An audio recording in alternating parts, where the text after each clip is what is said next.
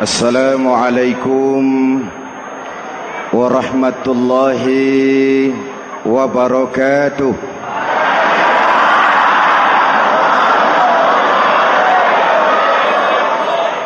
Alhamdulillahi rabbil alamin.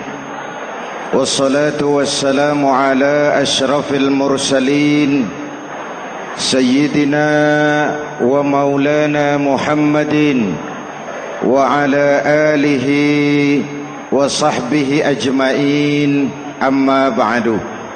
Para ulama yang saya muliakan, hadirin hadirat ma'asyiral muslimin yang saya cintai, banyak kita alami perubahan-perubahan yang terjadi, baik perubahan yang menyangkut sosial budaya, lebih-lebih yang menyangkut sosial politik. Yang tidak banyak mengalami perubahan adalah sosial ekonomi. Bahkan angka kemiskinan kita naik menjadi 3/5 dari total penduduk kita hidup di bawah garis kemiskinan, dan 20% diantaranya miskin mutlak. Perubahan-perubahan yang terjadi menyadarkan kita kepada kebenaran Al-Quran ketika Allah menyatakan wa tilkal ayyamu nudawiluha bainan nas. Hari itu kami putar di antara manusia. Ada saat datang, ada waktu pergi. Ada hari lahir, ada saat kembali, ada waktu dilantik, ada saat menyerahkan jabatan. Hari kami putar di antara manusia dan hidup cuma sekadar menunggu giliran. Soalnya kemudian di tengah perubahan-perubahan yang terjadi begitu cepat, what must we do now?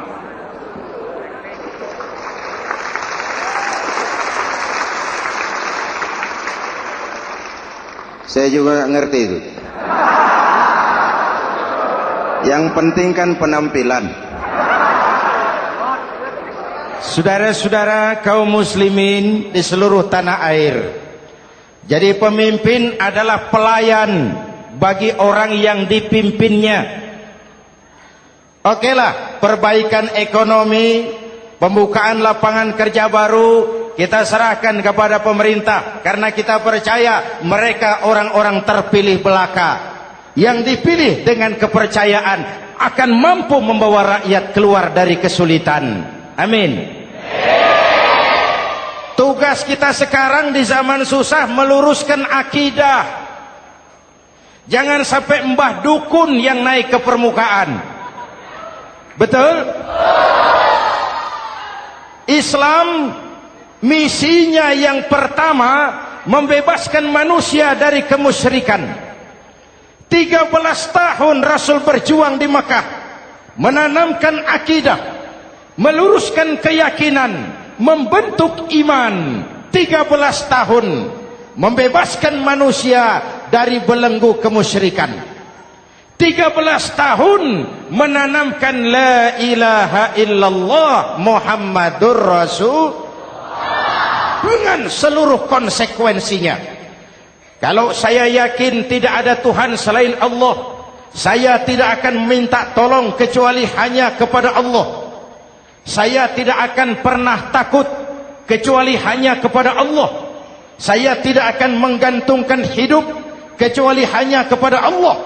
Saya tidak akan minta rizki kecuali hanya kepada Allah. Saya tidak akan melarikan persoalan kecuali hanya kepada Allah. Kalau konsekuen dengan keyakinan ini, mbah dukun nggak dapat tempat.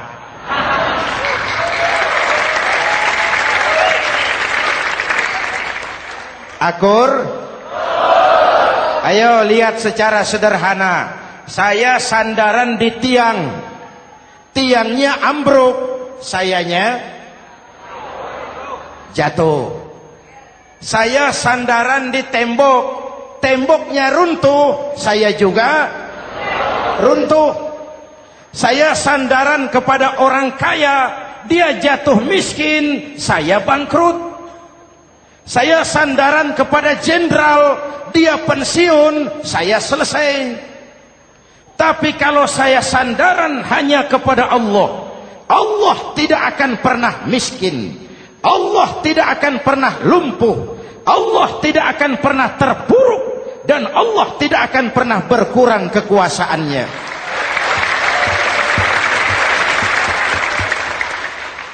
Maka umat Islam, sesulit apapun zaman yang kita hadapi, Allah juga tempat kita bersandar. Jelas? Selama ini kita iman dalam ucapan, tapi sekuler dalam perbuatan. Di masjid ada Allah, di kantor Allah tidak ada, maka korupsi merajalela.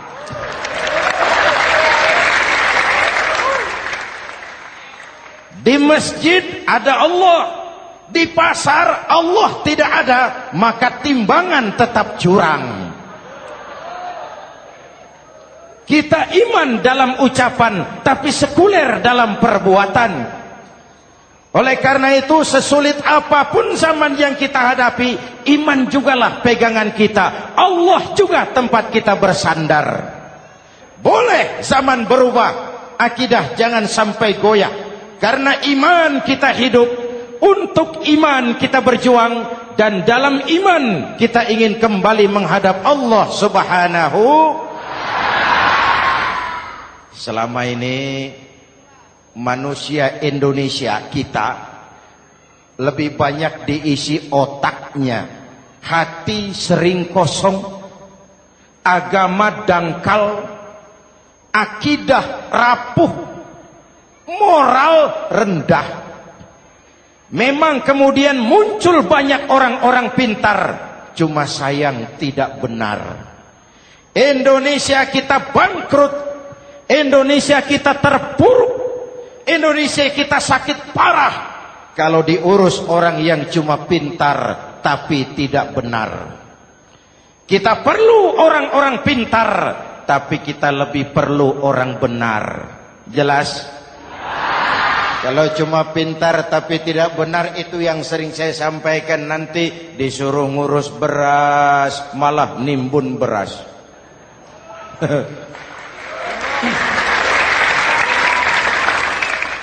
Disuruh ngurus laut malah jadi bajak laut. Disuruh ngurus hutan rame-rame jadi orang hutan. Jutaan hektar hutan Indonesia kita ini merupakan kekayaan sumber daya alam kita yang harus digunakan bagi sebesar-besar kemaslahatan rakyat. Yang disuruh ngurus hukum malah bikin hukum seperti pisau, tajam ke bawah, tumpul ke atas.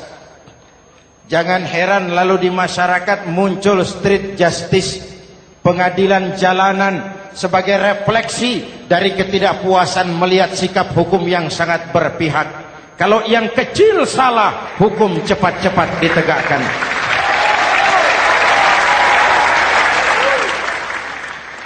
Lihat saja sekarang ini kalau orang terkenal, banyak uang, punya masalah, antri yang bela. Betul? Tapi saudara lihat si Marsinah di Jawa Timur, si Sengkon dan Karta di Jawa Barat, si Udin Bernas wartawan Jogja, terseok-seok mencari keadilan, sampai hari ini urusannya masih remeng-remeng. Kenapa bisa begitu? Jawabannya sederhana, tidak ada fulus. Ada fulus mulus, tidak ada fulus manfus. Betul? Jangan sampai para penegak hukum kita terjebak pada lagu baru, maju tak gentar membela yang bayar. Biar bertentangan dengan nurani, biar bertentangan dengan public opini, biar bertentangan dengan rasa keadilan. Siapa yang bayar, itulah majikan. Mau benar atau salah, belain terus. Kalau seperti inilah hukum kita, mafioso keadilan akan tetap gentayangan. Hadirin yang saya hormati, 13 tahun beliau berjuang di Mekah, meluruskan keyakinan, memantapkan akidah, meneguhkan iman. Dari situ segalanya dimulai, dan ke situ segalanya akan menuju. Intan paling mahal, mutiara paling berharga, tidak lain adalah nilai-nilai keimanan. Kalau itu sudah tergadai, apalagi yang bisa kita banggakan dalam kehidupan ini? Kita merasa harta kita berharga, belum ada artinya ketimbang iman. Kedudukan kita punya nilai pun belum ada artinya ketimbang dengan nilai-nilai keimanan. Itu intan paling mahal, itu mutiara paling berharga. Harta baru ada manfaatnya kalau dilandasi dengan iman. Jabatan dan kedudukan baru terasa gunanya kalau dilandasi dengan keimanan. Kalau jabatan lepas dari iman, yang akan lahir Fir'aun baru. Jelas?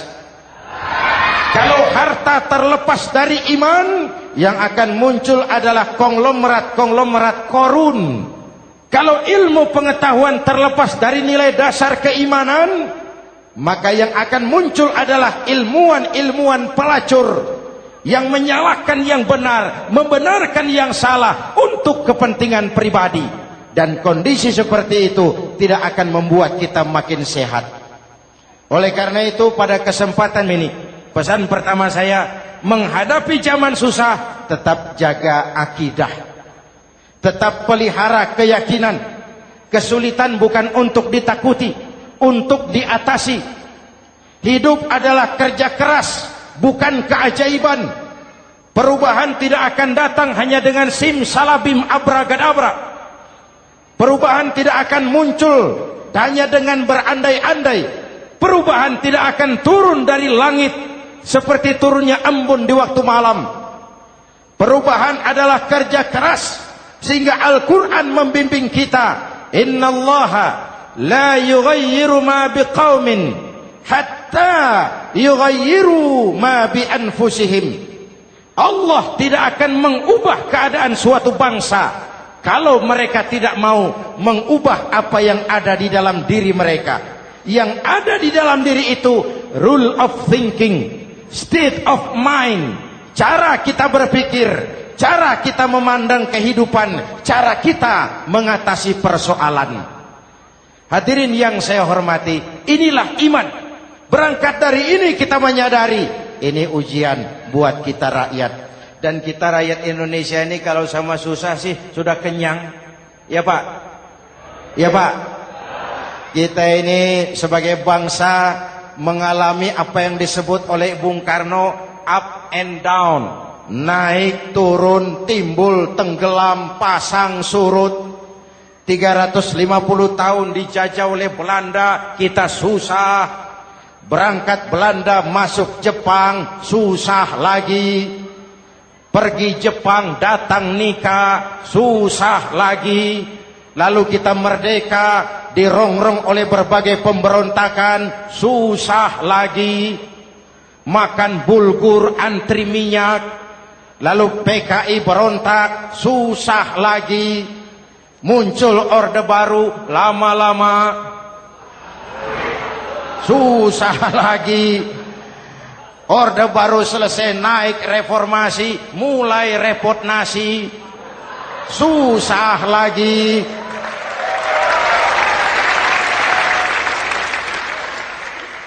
Kalau susah kita ini sudah akrab, sudah intim. Mestinya kalau sudah susah seperti itu, jangan salah sikap menyikapi kesusahan. Jangan sampai kita potong kompas, ambil jalan pintas, terjebak menghalalkan segala cara. Itu tidak akan menguntungkan, itu tidak akan menyelesaikan. Kalaupun selesai, nampaknya penyelesaian sesaat. Dan penyelesaian sesaat bukan penyelesaian yang sebenarnya. Karena itu tetaplah dalam koridor keimanan. Boleh zaman berubah, akidah jangan sampai goyah. Silahkan masa berganti, tapi keyakinan jangan mati. Sekali la ilaha illallah sampai tetes darah paling penghabisan, tetap la ilaha illallah. Sanggup? 3 orang. Sanggup? 21. Sanggup? Kalau sanggup kita harus konsekuen. Saudara-saudara di seluruh tanah air, misi yang kedua dari Islam setelah membebaskan manusia dari kemusyrikan, membebaskan manusia dari ras diskriminasi, mengikat manusia dengan tali akidah. Sebelum Islam datang, manusia dibedakan oleh warna kulit, manusia dibedakan oleh faktor keturunan, manusia dibedakan oleh faktor harta dan benda. Adalah Rasul yang mengajarkan, innallaha la yanzuru ila suwarikum wala ila amwalikum walakin yanzuru ila qulubikum wa a'malikum. Allah tidak melihat potonganmu, Allah tidak melihat hartamu. Yang Allah lihat itu adalah hatimu dan amal perbuatanmu. Jauh sebelum Amerika teriak-teriak membanggakan apa yang mereka sebut sebagai Declaration of Independence, Nabi sudah mengajarkan kepada kita semua, An-nas kulluhum li Adam wa Adam min turab la fadla li Arabiyyin ala ujamiyyin illa bittaqwa. Seluruh manusia berasal dari Adam. Adam diciptakan dari tanah. Tidak ada kelebihan Arab dengan yang bukan Arab kecuali takwanya.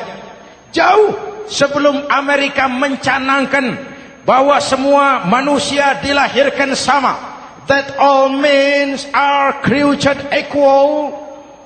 Jauh sebelum itu Islam sudah membebaskan manusia dari ras diskriminasi. Apa dalam konteks kekinian menghadapi zaman susah tetap jaga kerukunan? Ya Pak, ya Bu, oi Bu. Menghadapi zaman susah tetap jaga kerukunan, baik antar umat seagama, antar umat beragama, maupun antar umat beragama dengan pemerintah.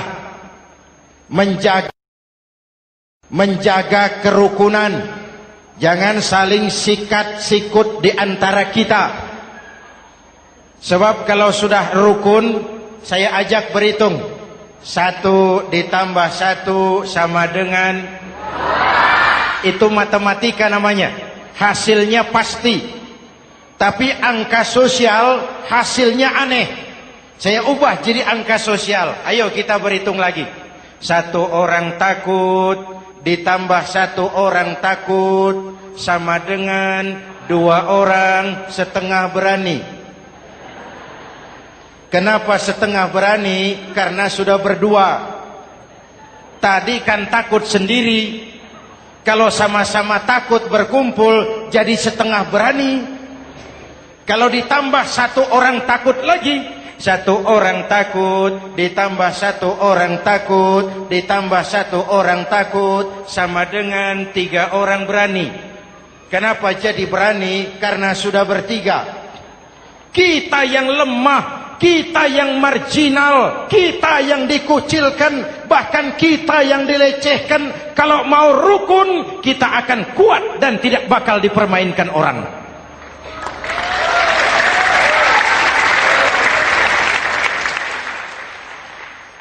Tapi kalau rukunnya yang satu mau menikam yang lain, saya ajak berhitung lagi.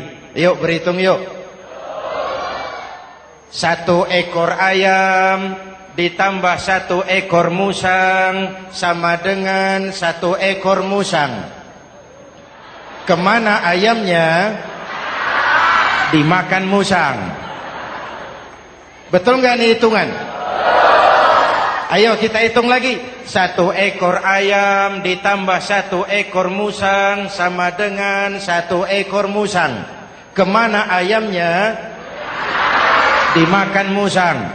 Jadi kalau kita suka kumpul dengan orang yang mau makan kita, selesailah kita.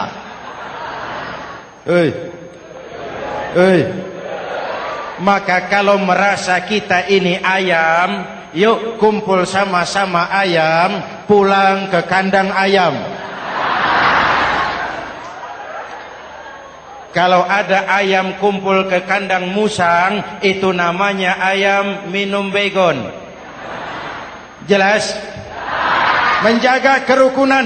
Pertama, antar umat seagama, sesama muslim harus saling menjaga, harus saling memelihara. Baik dia muslim yang jadi kapolri, baik dia muslim yang jadi kasat, baik dia muslim yang jadi pengusaha, baik dia muslim yang jadi petani, nelayan, guru, semua komit menjaga semangat kebersamaan, rukun antar umat seagama. Jelas? Jelas? Hadirin yang saya hormati, atas dasar itu saya ingatkan kembali, kita semua ingin persoalan terorisme dilepaskan kaitannya dari agama manapun. Tidak ada kaitannya terorisme dengan Islam, dengan Kristen, dengan Hindu, dengan Buddha. Tidak ada kaitannya terorisme dengan pondok pesantren.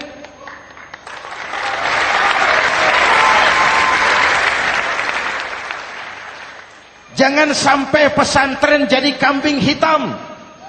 Karena sejak zaman penjajahan, pesantren sudah terbukti memberikan kontribusi bagi perjuangan memerdekakan rakyat Indonesia. Rukun antar umat seagama. Yang kedua, rukun antar umat beragama.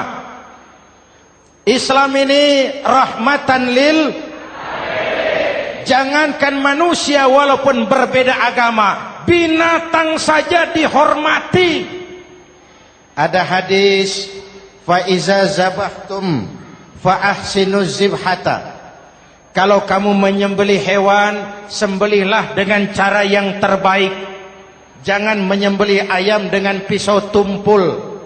Itu namanya tidak berperi kebinatangan. Yang kecil lagi, saudara buka babul istinja, makruh buang air kecil di tanah yang berlubang. Sebab apa? Pertama, menjaga kesehatan. Siapa tahu di lubang yang saudara buang air kecil itu ada gas beracun. Kalau tidak, melindungi binatang yang ada di dalam lubang. Siapa tahu di lubang yang saudara buang air kecil itu ada semut sedang rapat membahas terorisme. Apa dosanya lalu mati dikencingi? Ini namanya rahmatan lis semut. Binatang saja dilindungi. Maka perbedaan agama tidak harus menyebabkan kita bertolak belakang.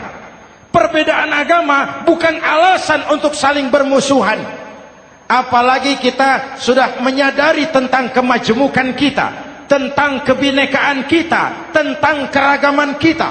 Rukun antar umat beragama. Saling menghormati, saling menghargai, tapi tetap dalam batas lakum dinukum. Lalu rukun antar umat beragama dengan pemerintah. Hadirin yang saya hormati, yang benar kita dukung, yang salah kita perbaiki dan kita tegur menurut cara-cara yang diajarkan oleh agama kita. Dan sholat berjamaah, pendidikan bernegara yang paling bagus. Tadi kita sholat ada imam, ada makmum, betul? Makmum wajib ikut imam kalau imam benar sholatnya, rakyat wajib ikut pemimpin kalau pemimpin benar mimpinnya. Masyarakat Islam ini loyal. Masyarakat Islam ini bukan pemberontak. Masyarakat Islam ini taat dan setia. Kapan? Kalau imamnya benar. Imam takbir, makmum. Imam ruku, makmum. Imam i'tidal, makmum. I'tidal. Imam sujud, makmum. Tapi kalau imam keliru, mestinya imam ruku malah sujud. Salah imam ini. Tegur. Siapa yang wajib negur? Makmum yang sop terdepan.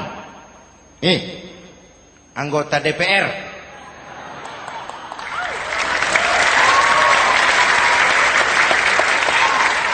Ini wakil-wakil makmum ini, sop di depan ini. Kalau imam keliru mereka paling tahu. Ngomong. Tegur. Bagaimana negurnya? Ada aturan main. Mestinya ruku, imam sujud. Salah ini imam. Subhanallah. Kan begitu negurnya. Betul? Tidak boleh juga imam keliru, makmum emosi. Main pegang. Weh, makmum salah. Hoi, hoi. Kacau sholat. Betul? Anggota dewan ini, soft di depan. Itu kalau imam keliru. Satu saat imam buang angin. Namanya manusia bisa buang angin toh. Apa makmum lalu berkata, demi kesetiaan saya kepada imam, imam buang angin, saya lebih keras lagi. Itu namanya fanatisme buta, loyalitas yang goblok. Imam buang angin, minggir. Iyyaka na'budu wa iyyaka nasta'in. Sampai situ imam buang angin, minggir imam. Lalu saf yang di depan maju. Tidak usah bikin solat baru, teruskan pekerjaan imam. Ihdinas siratal mustaqim. Teruskan. Kenapa? Kalau bikin solat baru lagi, nanti buang angin lagi. Bikin lagi solat. Kapan selesainya solat? Kapan selesainya membangun negara ini? Yang penting imam tahu diri, buang angin, minggir.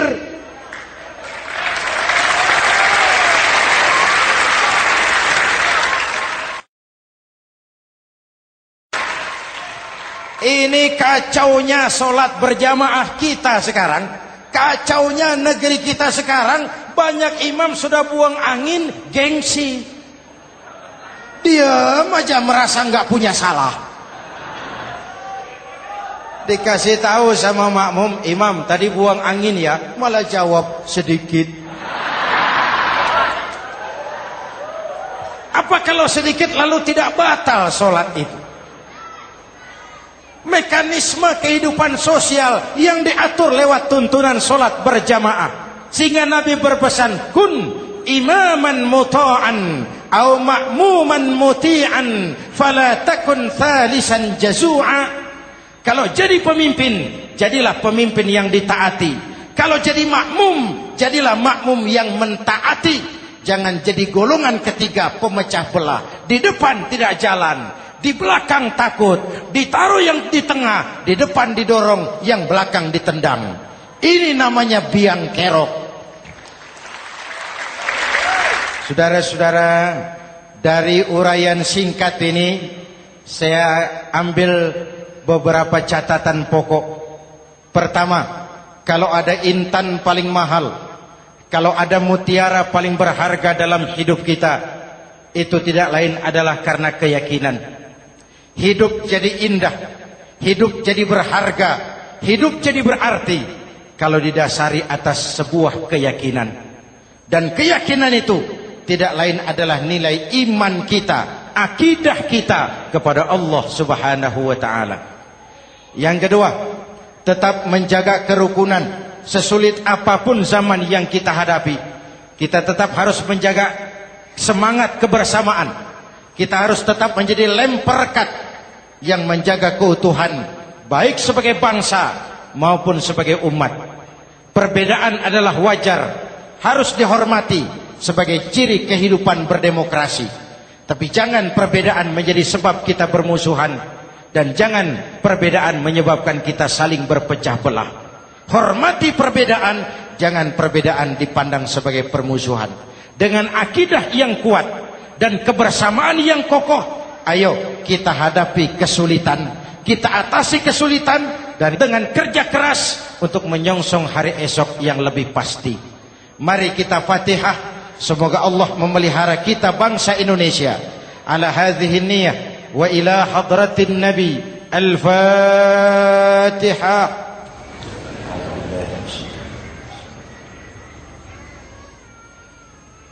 Iyyaka na'budu wa iyyaka nasta'in. Ihdinas siratal mustaqim. Siratal ladzina an'amta 'alaihim. Bismillahirrahmanirrahim. Amin. Alhamdulillahi rabbil alamin. Allahumma salli wa sallim mubarak ala sayyidina Muhammadin wa ala alihi wa sahbihi ajma'in.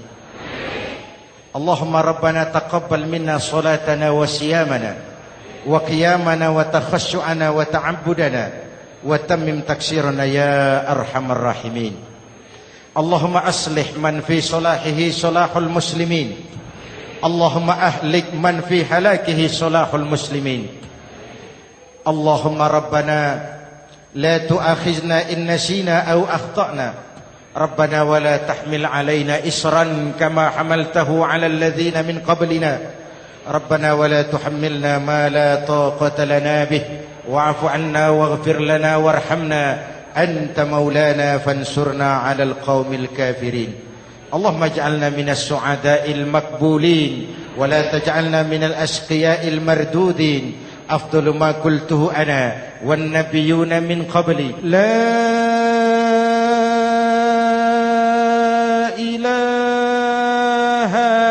illallah.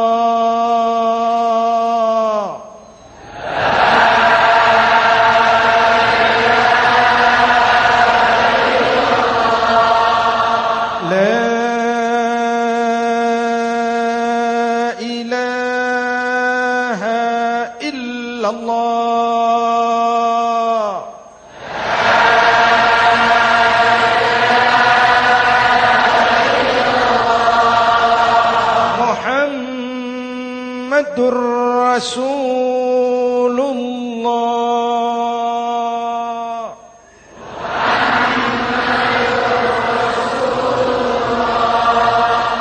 sallallahu alaihi wa alihi wasallam. Kalimatu haqqin 'alaiha nahya wa 'alaiha namut wa 'alaiha wa biha nub'atsu insyaallah minal aminin minal aminin minal aminin rahmatika ya arhamar rahimin.